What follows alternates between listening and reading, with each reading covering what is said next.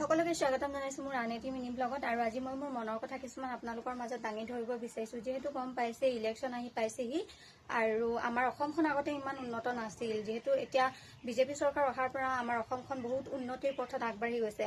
আমাৰ বিজেপি চৰকাৰে আমাৰ বাবে বহুতখিনি কাৰ্য কৰি গৈছে, যেনেকে আমাৰ চৰকাৰী ঘৰ দিছে, লগতে আমাক চৰকাৰী হস্পিটালৰ ব্যৱস্থা কৰি দিছে, শিক্ষাৰ্থীসকলৰ বাবে শিক্ষাৰ ব্যৱস্থা কৰি দিছে। আমাৰ ৰাস্তা পথ সুচল নাছিল আগতে, সেইখিনি এতিয়া একদম ধুনীয়াকৈ বনাই দিছে। লগতে লাইন পানী সেইসমূহৰ সুবিধা কৰি দিছে আৰু কম খৰচত আমাক ৰেচন দিছে, লগতে আমাক গেছ দিছে। আৰু আমাৰ যিসকল নিবনুৱা আছে, আমাৰ অসমত এতিয়া বহুত নিবনুৱা আছে, তেওঁলোকৰ বাবে সামৰ্থ্য অনুযায়ী চৰকাৰী চাকৰি ব্যৱস্থা কৰি দিছে।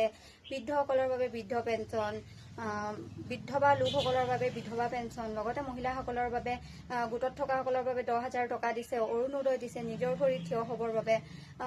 মই ইমানখিনি কথা কোৱাৰ কাৰণটো হৈছে যে সকলো পাৰ্টিৰ চৰকাৰৰ ভাল দিশো থাকে, বেয়া দিশো থাকে, আৰু আমাৰ বিজেপি চৰকাৰৰ ভাল দিশত মই বহুতখিনি সুবিধা লাভ কৰিছোঁ। সেইবাবে ভৱিষ্যতেও মই বিজেপি চৰকাৰখন থকাটোৱে বিচাৰোঁ।